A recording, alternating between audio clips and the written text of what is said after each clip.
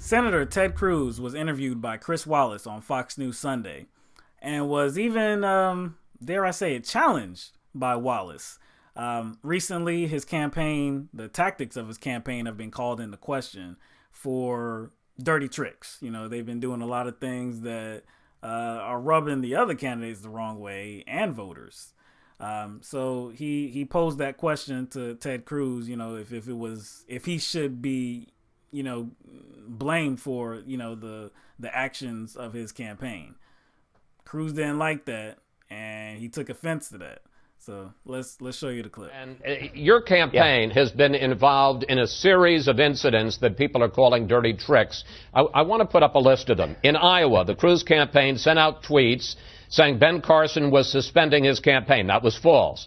The campaign put out flyers accusing people of voting violations. That was false. In South Carolina, a Cruz super PAC attacked Trump over the Confederate flag, and your then communications director posted a link this week accusing Rubio of disrespecting the Bible. That was false. Question: do you take personal responsibility? This was your campaign, except for the super PAC.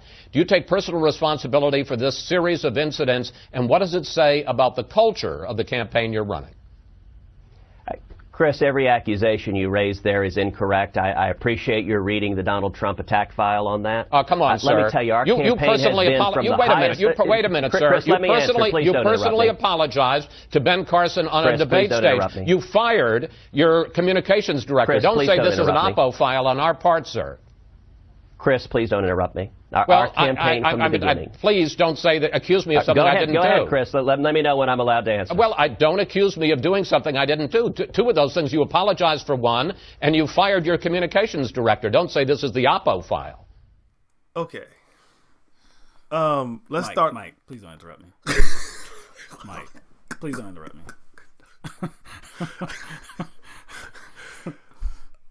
Like, I don't actually disagree with Chris Wallace kind of trying to steer the interview, because the first thing Cruz did was outright lie. Yeah, he did. All this stuff has been established. Yeah, it's been proven. This is not this. He didn't just make this stuff up. Every one of those issues actually happened. I mean, I can't believe I'm doing this, but I'm taking Fox News side here. They were absolutely right. I mean, his campaign at least did every single one of those incidents. Yeah, unless kind of guilty. Yeah, unless it's funny because like he could have came out of this. Mm-hmm. He could have came out of this looking pretty good. Right. But from the jump, he totally flipped reality on his head. Right. And like I said, I agree with how Chris Wallace tried to handle it, because you can't have an interview unless you establish a base. Right. And don't, So I'm telling you exactly what happened. Exactly It's already established. It's already established. Don't say I'm lying. And again, and I think that was, I'm not saying Cruz had that strategy going into the interview, but I'm not sure Cruz knew that, you know, Chris Wallace was going to frame it as, hey, do you take personal responsibility? I think as soon as Chris Wallace framed it like that, that's when Cruz knew he had to stonewall. Right. And it's not unprecedented for issues to go on in a campaign, no matter what candidate. And it's not unprecedented for that candidate to be asked about those things that happen in their campaign. And look, let's kind of compare scenarios here. Okay, we've talked about how like Gloria Steinem and Madeleine Albright, how they came out, they said some sexist remarks, and they were kind of pretty much guilting and shaming young women into voting for Hillary. Had Hillary came out and said, well, no, I don't support those comments, I think, people should vote for who they think is, blah, blah, blah, blah, blah, whatever. If that was her immediate reaction, I don't think I'd hold it against her. No, what people supporting her were saying. Because you can't control. No, you can't control everybody. But see, your reaction to the scenario is really what determines your guilt. Really, if you're not willing to distance yourself and see, and try to say, well, I'm sorry about this. And that's another point. Chris Wallace was absolutely right.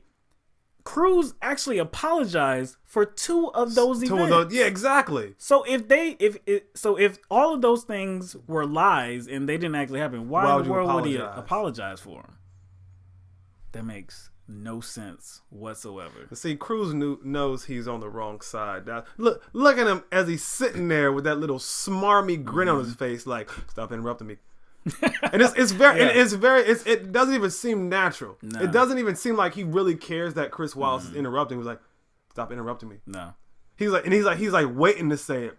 All he's trying to do, like I said, is stonewall the interview. He's just saying, stop interrupting me very strategically. And then later on, he just pivoted. He didn't even answer the question. He just pivoted made it about Trump. Yeah, Trump saying, why didn't you ask Trump? Why didn't you ask? You just had Trump on there. Why didn't you ask him about how he's hypocritical on healthcare and how he's hypocritical about that? The interview, hold on. The topic wasn't about if you're what you're hypocritical on. No, the issue was raised about your campaign strategy and the, supposed dirty tricks that you're employing. So why don't you actually answer that question? See, he had already apologized for 2 of them. So he could have just said that, look, 2 of those issues are already dead and gone. I already apologized for that. Look, this isn't really indicative of what our campaign is about. We do this. We do that. Yeah, no, and then you could pivot. Say it's like we address it. Move it over.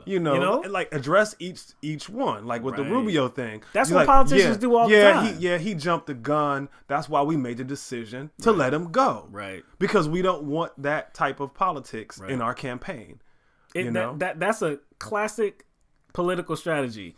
You see it in debates all the time. They ask one question and the candidate will take it, kind of address it, move to something else. It happens all the time.